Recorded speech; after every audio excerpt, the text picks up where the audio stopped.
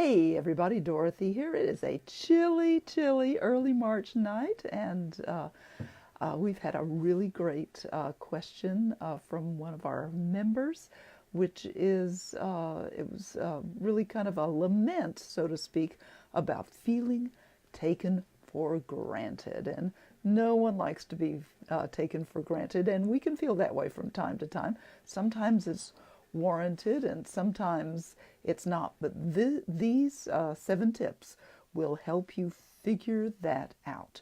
So when you're feeling taken for granted and you want something better, then the first thing to do out of the 7 is to write it down on paper, because when you get it out of you, it's much more powerful. Hi, Pascal.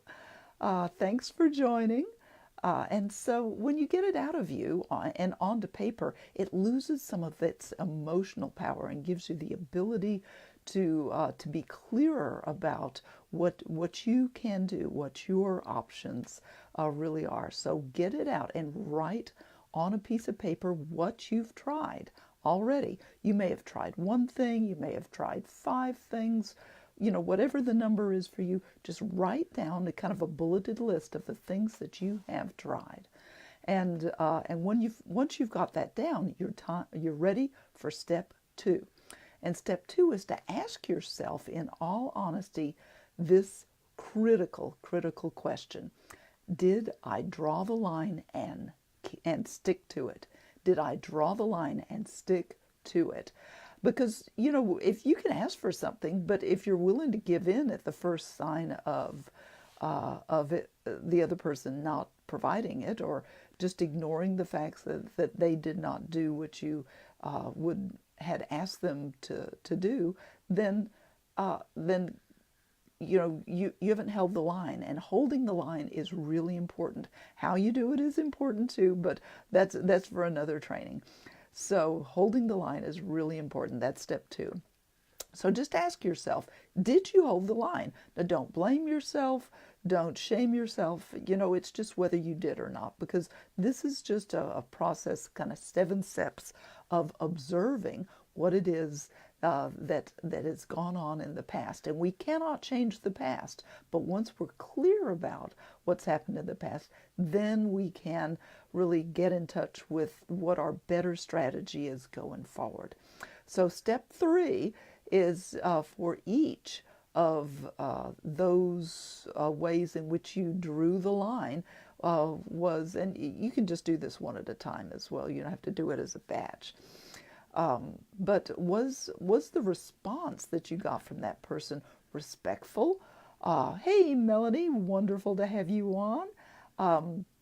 Was that response respectful and helpful to you? Was it what you in the ballpark of what you wanted, or wasn't it?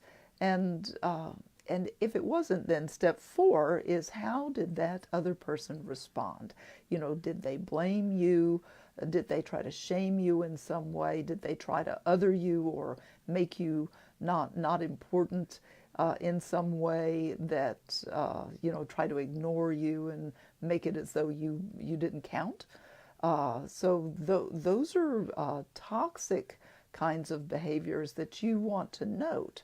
And so that's one option. And step 5 is to jot down, if they tried to get better, hey, did they try to get better? And, when people are trying to get better, they're in a place of having to break an old habit. And we know that habits are a bit hard to break. And so that's why, step 1, listing what you've already tried, and step 2, did you draw the line and stick to it, is really important for people to learn, a new habit as they're going forward. And, if they tried and got better, that, celebrate that they're trying. Tell them how much you appreciate that. And if you need more, let them know about it. Be clear on that.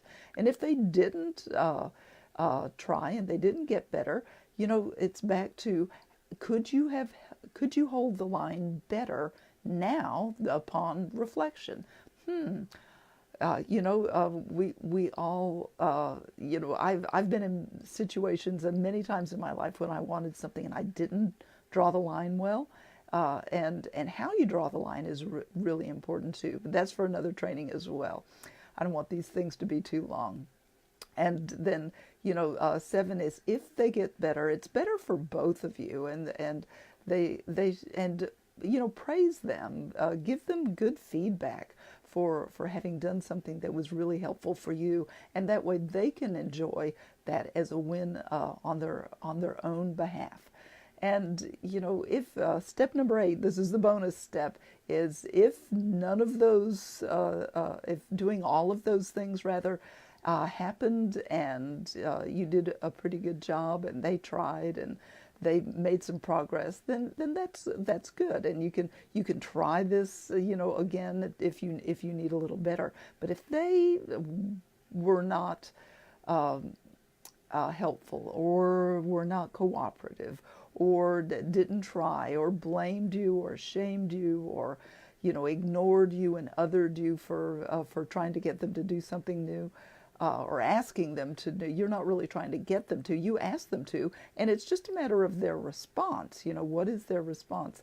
And if it's not a healthy response, if they're doing that blaming and shaming thing, then it is time for you to think about a strategy for getting out of that situation.